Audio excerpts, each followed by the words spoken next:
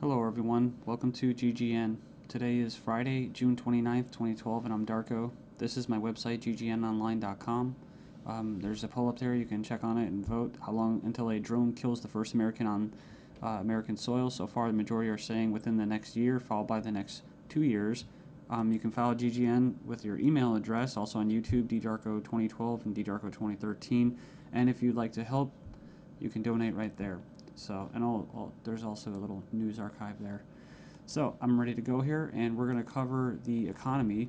And the biggest news, of course, is Obamacare approved.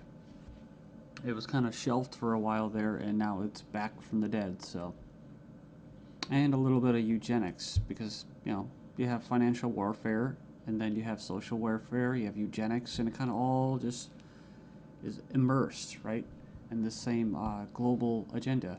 So it says here, Obamacare approved, IRS to force Americans to buy health insurance. It says it's a victory for Obama and a travesty for the middle class. The Supreme Court upheld Obama's health care mandate, empowers the IRS to begin to regulate America's health care by 2014. Expect IRS thugs armed with shotguns knocking at your door to fine you almost $700 a person or $2,000 per household for failure to purchase health insurance. If you fail to pay the outrageous fine, expect to be sued by the IRS. It says here that revised healthcare laws remove the penalty of almost $250,000 in imprisonment up to 5 years. It says here this ruling allows the federal government to force citizens to enter a contract with private corporations to buy health insurance. This is happening just days before the 4th of July, when Americans won its independence from British tyranny, and now we face the same tyranny today. It says here by 2014, all Americans will have to submit or face being fined and sued by the Internal Revenue Service. The American people are already struggling financially with record unemployment, inflation, and trillions of dollars in national debt. By the time health insurance becomes mandatory, the middle class will be financially bankrupt. This is the reason why the military and police are preparing for martial law in the U.S. streets, says because people will revolt against the system that has basically turned people into financial slaves. So it says here that they're conditioning Americans with checkpoints and speed traps, army drones to spy on us. We're going to cover all this, rolling out the tanks and putting military goons on residential streets to prepare us for what is to come in the future. It says here the Bilderberg Group discussed in Spain about wanting to level America into a third world impoverished nation where we're all poor under world government dictatorship. It says here soon the Americans' standard of living will drop significantly, and it won't just be the standard of living, it will be their age of death, right? Their basically the average lifespan. It says here services will be cut. We're going to get into that too, death pathway and stuff like that. Taxes will be increased until we become so poor that we are unable to fight, and resistance will be futile. As Americans issue split decision on healthcare ruling, nearly 2/3 believe politics played too great a role. So it says Americans are sharply divided over Thursday's Supreme Court decision on the 2010 healthcare law, with 46% agreeing and 46% disagreeing with the High Court's ruling that the law is constitutional. Then you have from the Daily Bail, Obamacare complicated. Check out the flow chart. And yeah, there's our buddy, the IRS, right there. But it's just a god-awful mess. And you have Secretary of Health and Human Services in the middle. All these different vested interests, all these different bureaucracies. And the biggest invested interest that helped write the bill was the insurance companies. And they're the ones that are going to basically, how could you say, not profit. Well, they will profit, but they're going to get the best advantage from this, right? And if you would like an anarchist perspective on the whole Obamacare thing, I think Stefan Molyneux did a pretty good analysis of this. I think he held back a lot. I think he's gone over it and made his point so many times, his argument, that he was actually kind of just laid back about it. So it's kind of nice. It's 18 minutes, not too long. The truth about Obamacare, yes, it's even worse than you think. And right here in the description, he puts in there the 6 facts that he presents in his argument. So fact 1, there is no law in the U.S. anymore. Basically what he's saying is that if they could just do anything, then there's no law, right? And it's tricky because, in quote, in a stateless society, there would be what? No law. Well, there would still be common law. See, this isn't common law. This is political law. That's why you have pigs, political law enforcement, and the like that are going to be enforcing this, federal agents and that. So in other words, what he's saying is that you might as well just have no government, because right here you have a dictatorship with, quote, laws, right? They have laws that basically write in a dictatorship. So we have here Obamacare is an admission that all previous government health care programs have failed. So, and this is true. I remember the recording, about Nixon and stuff like that, getting people on Medicaid. It doesn't really matter whether it's good or not. And in fact, costs have already doubled from initial estimates, and that's usually how it works. As soon as this gets closer to fruition, oh yeah, some hidden costs. Sorry, guys. Fact 4, 70% plus of healthcare issues result from individual choice.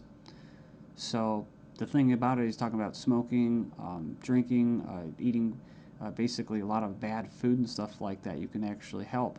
But a lot of these people that are going to, quote, benefit from this are not going to be doing anything to help their own health, right?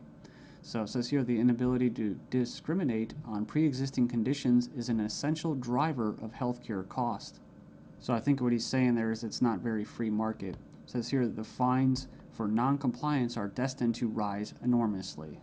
We have 15 reasons why the Obamacare decision is a mind-blowing disaster for America. It was actually, it says here it was voted 5-4 decision to uphold the vote. And it says here, the bill, it says here the swing vote was Chief Justice John Roberts, who was appointed by George Bush, W. Bush.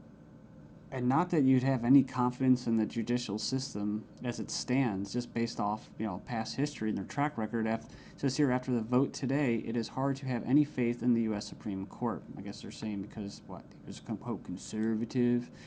According to the Supreme Court, the federal government has the power to force you to buy private goods and services. And it goes on and says here that it's another step away from individual liberty, another step towards a nanny state. I hate that word.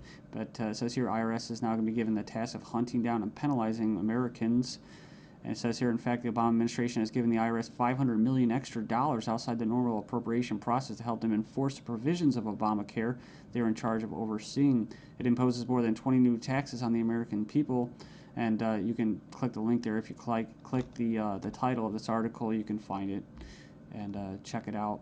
So it says here, number 5, an attempt to control costs and promote efficiency.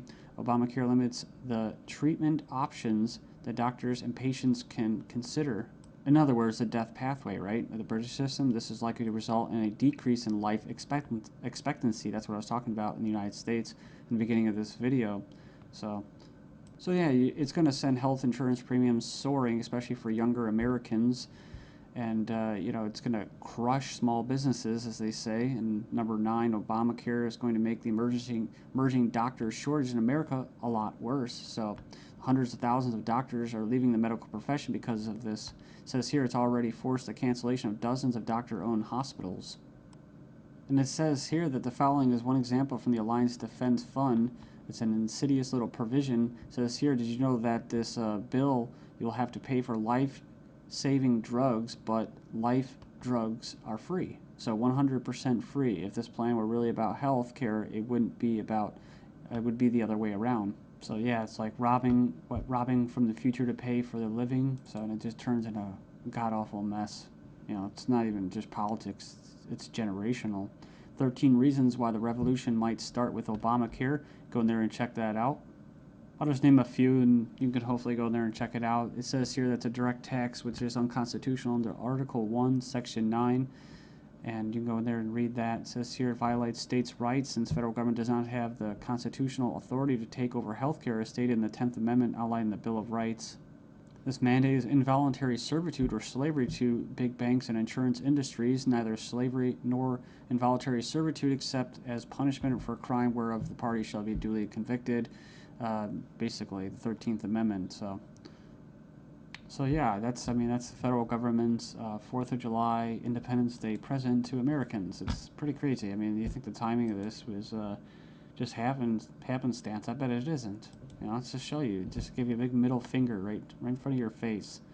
Stagnating life expectancies in the United States. Poor U.S. citizens live 5 years less than the affluent, but they don't talk, what about the middle class, right? So despite modest gains in lifespan over the past century, the United States still trails many of the world countries when it comes to life expectancy. We remember this article, top doctors chilling claim the NHS kills off 130,000 elderly patients every year. It says here, a professor says doctors use death pathway to euthanasia of elderly. Says here that Liverpool care pathway, death pathway, may be slippery slope to backdoor euthanasia. This is from 2009 from the Telegraph. Says here that the patient assessment selects those deemed close to death for withdrawal of food and fluids or being placed on a continuous sedation until they die off. Next up, we have another little example. Doctors said this individual was a typical lazy teenager. Actually, she had an aggressive form of cancer. So it goes on here. It says that she was finally diagnosed after she had an MRI scan following a fall. So basically, she was left undiagnosed for 6 months after doctors mistook her symptoms for typical teenager laziness. So as cancer rates soar due to the eugenics and that, I see these articles, European meeting to be held to raise awareness of the eugenic current of European society held in Strasbourg, France. It's hosted by the Parliamentary Assembly of the Council of Europe, or PACE, this week to address the alleged eugenic current of European society and eugenics and human rights issues of prenatal screening. It says here, currently the highest court in Europe is considering a complaint from a woman who claims that she was not given a prenatal screening which would have revealed her daughter's Down syndrome and thus allow her to choose to abort her child. They didn't go into this, which is what? Scottish toddlers to be tested to see if they will grow up to be drug addicts or criminals. So they're going to basically examine them to determine their capacity for violent crime, to be violent. But what happens when this comes to the UK? Thailand violent students to be drafted into our army automatically. And another possibility is this. Desperate Europeans try to sell kidneys and lungs being offered for as much as $250,000 as Europeans are grappling with the economic misery. Illegal organ sales are on the rise with desperate sellers willing to basically part with their kidneys, corneas, bone marrow, and even lungs to put food on the table. Because here organized criminal groups are preying upon the vulnerable on both sides of the supply chain. So they're not just talking about Israel, they're talking about internet ads spotted across Italy, Spain, Greece, Russia. And people leave comments about euthanasia. I don't, it's like I don't have a moral issue with somebody carrying out euthanasia as long as there's some kind of consent there. The only issue I have for it, or with it, and that's why I bring it up, is when it's in the government's hands, where we have a government legislating morality. They can't do that, like the death penalty. So I don't support the death penalty. With euthanasia, if you're declared a violent or criminal or deviant or drug, going to be a drug dealer, well then they go ahead and euthanize you, and then they can sell your body parts. And that's probably already going on in Asia and parts of the world. But what happens when people want to sell their entire bodies? Right, a one-time donation, or they could just sell their entire body and have it just basically, as they say, cannibalized for different parts. I mean, it sounds nice on the surface to help out your family and stuff like that, but that's talk about preying on the vulnerable, man.